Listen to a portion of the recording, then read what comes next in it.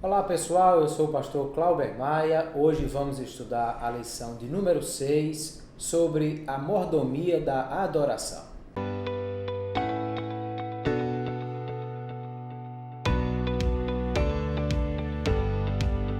Quando nós falamos de adoração, nós estamos falando sobre o ato de prostrar-se, de reconhecer o senhorio e de reverência a alguém que julgamos tão importante e maior do que nós, que a ele nos rendemos totalmente.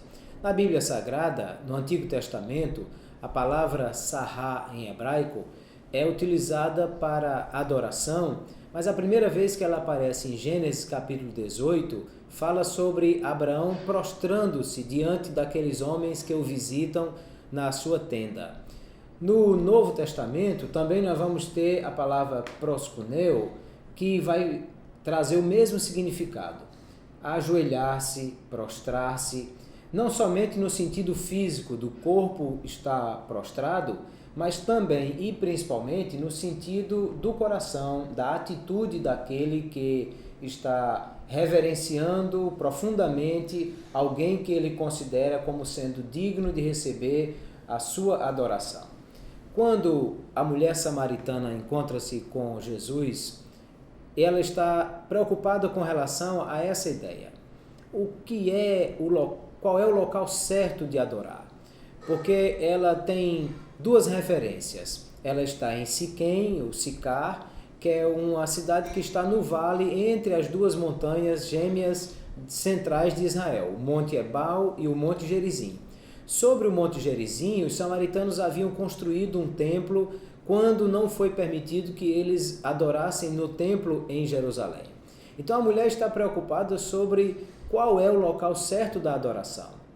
Ela pergunta a Jesus: é Jerusalém, onde está o templo dos judeus, ou é o Monte Gerizim, onde está o templo dos samaritanos, o lugar certo de adorar?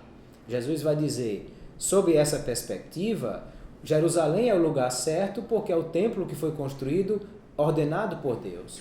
Mas vai chegar um tempo que em Jerusalém não se poderá adorar porque o templo de lá vai ser destruído.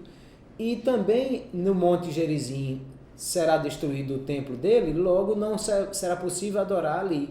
Mas o principal e o mais importante não é aonde, mas como, a atitude, a forma da adoração. E Jesus vai dizer àquela mulher: o Pai está procurando os verdadeiros adoradores, que são aqueles que adoram em espírito e em verdade. E esses são os adoradores que o Pai está procurando. Perceba que quando Jesus diz em espírito e em verdade, há duas coisas aí importantes que são relacionadas à adoração. Primeiro, ele está dizendo a adoração em espírito. Isso está dizendo o espírito do homem é que tem contato com Deus para a adoração. O apóstolo Paulo diz aos Romanos que o Espírito de Deus testifica com o nosso espírito que somos filhos de Deus. Ou seja, a adoração é algo que vem do espírito, do íntimo, do homem interior, que prostra-se diante de Deus e reconhece o seu senhorio e o adora completamente. Porque só é possível adorar a Deus através do Espírito Santo que nos conduz nisso. O apóstolo Paulo diz que somente aquele que, através do Espírito Santo, pode dizer que Jesus Cristo é Senhor. Ou seja, só o Espírito Santo pode revelar quem é Deus e conduzir o homem na verdadeira adoração. Por isso, só pode adorar a Deus aquele cujo espírito é vivificado e tem contato e comunhão com o Espírito de Deus. Às vezes nós olhamos, por exemplo, o passarinho cantando e alguém diz: olha, o passarinho está adorando a Deus. Bom, de fato, toda a natureza adora ao Senhor, e o Salmo 19 diz que a natureza ela expressa essa adoração sem linguagem, sem fala, porque tudo que há e que foi feito por Deus adora ao Senhor. Paulo diz aos Romanos que o que Deus criou revela o seu poder e os seus atributos, e claramente pode ser visto isso através das coisas criadas. Logo, o passarinho cantando, ele adora a Deus por ser algo da natureza que Deus fez. Mas às vezes pode ser um canto de acasalamento. e nem sempre ele está adorando a Deus com o seu canto. Quem adora a Deus de fato e de verdade é o espírito do homem regenerado que foi salvo na pessoa de Jesus Cristo e conduzido pelo Espírito Santo a adorar a Deus. Isso é a adoração em espírito. E a adoração em verdade é quando nós adoramos de fato e de verdade, ou seja, quando não é algo apenas exterior, porque Jesus disse, citando o profeta Jeremias, no dia que entrou a chamada entrada triunfal em Jerusalém: esse povo me honra com os lábios, mas o coração está longe. Ele estava dizendo que havia uma expressão exterior, mas o interior não estava de fato com uma adoração verdadeira. Também a adoração em verdade quer dizer a adoração que é conforme aquilo que Deus requer.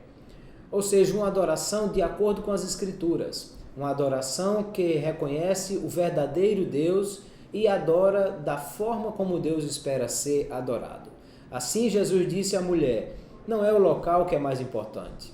Porque Deus é Espírito, Ele está em todos os lugares ao mesmo tempo. Logo você pode adorá-lo em qualquer lugar. Mas é a adoração verdadeira, conforme Deus espera ser adorado, ao verdadeiro Deus e com o espírito verdadeiramente quebrantado que nós podemos adorar a Deus.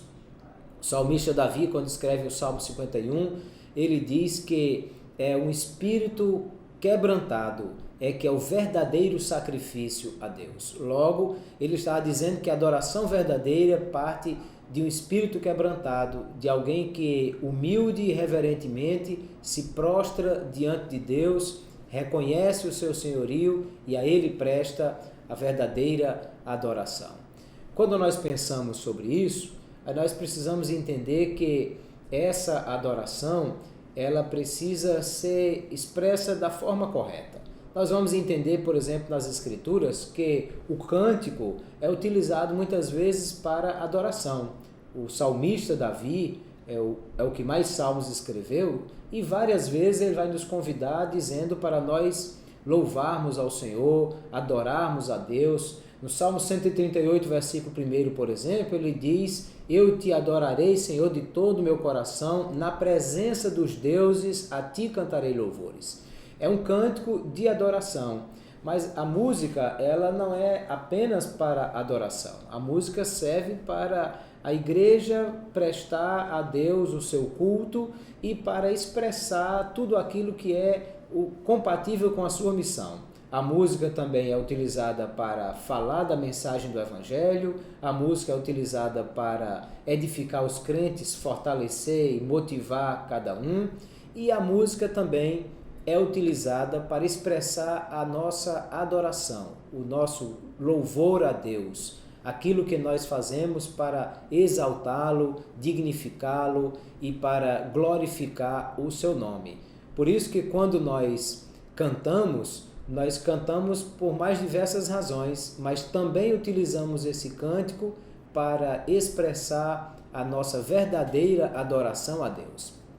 Como também adoramos a Deus com expressões de glorificação, aleluia, glória a Deus, como fazemos para dizer o que o nosso coração está sentindo de regozijo, de alegria na presença do Senhor.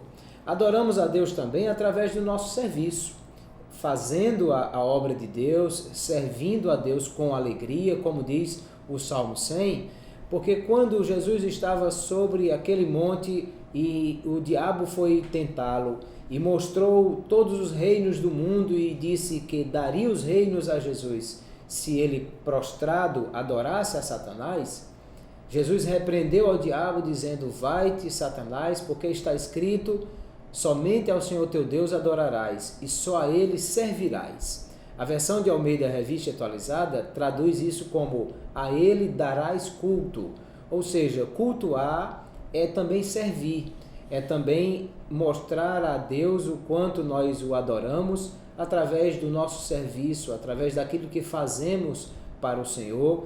Por isso, o culto é serviço e a palavra liturgia vem exatamente do serviço prestado. Em inglês se chama culto service, que é serviço mesmo, para dizer que também é uma forma de adoração, é o serviço. Nós adoramos a Deus também com a nossa renda. A Bíblia diz: honra ao Senhor com toda a tua fazenda, com as primícias de toda a tua renda. Ou seja, quando nós entregamos ao Senhor a nossa renda, também nós estamos adorando ao Senhor, porque Jesus disse que nós precisamos decidir quem é o Senhor da nossa vida, porque Ele disse: não se pode servir a Deus e às riquezas. Ou seja, as riquezas também querem a nossa adoração, e uma forma de nós determinarmos a nossa adoração é dizendo quem manda no nosso dinheiro e fazendo isso de forma agradável, trazendo ao Senhor a nossa adoração com as nossas rendas também. Veja quantas formas nós podemos expressar a nossa adoração a Deus, mas o mais importante de tudo isso é que isso precisa ser feito com um espírito verdadeiro, entendendo que não é por obrigação, não é como era o relacionamento dos povos antigos com seus deuses, que traziam oferendas a fim de aplacar a ira de Deus e obter algum favor. A nossa adoração a Deus não é por troca, por barganha ou porque nós precisamos de algo dele. É porque nós reconhecemos a sua grandeza, o seu senhorio, reconhecemos que ele é grande, que é o único digno de receber a honra, a glória, o louvor, a majestade, e por isso nos prostramos diante dele reverentemente, reconhecendo tudo isso e adorando ao Senhor na beleza da sua santidade e fazendo isso de todo o nosso coração. Quando nós assim procedemos, aí estamos prestando a Deus o verdadeiro culto de adoração. Por isso que o apóstolo Paulo nos convida, dizendo que nós devemos prestar a Deus o nosso sacrifício vivo, santo e agradável a Deus, que é o nosso culto racional. Ou seja, o nosso culto é a forma de sacrifício que Deus espera de nós. Ele deve ser racional porque deve ser compreendido, entendido. Nós devemos saber por que estamos adorando a Deus. E também ele deve ser agradável a Deus, porque precisa ser conforme as Escrituras, do modo como Deus espera que nós ofertemos a Ele a nossa adoração. Seja, portanto, um verdadeiro adorador e exerça a mordomia da adoração, prestando a Deus o culto reverente através das mais diversas formas que podemos expressar a nossa adoração e fazendo isso de forma que o seu coração esteja prostrado, rendido, reconhecendo o Senhor, que é o único Deus verdadeiro e é quem merece a nossa adoração, o nosso louvor, a nossa glorificação e todo o nosso culto.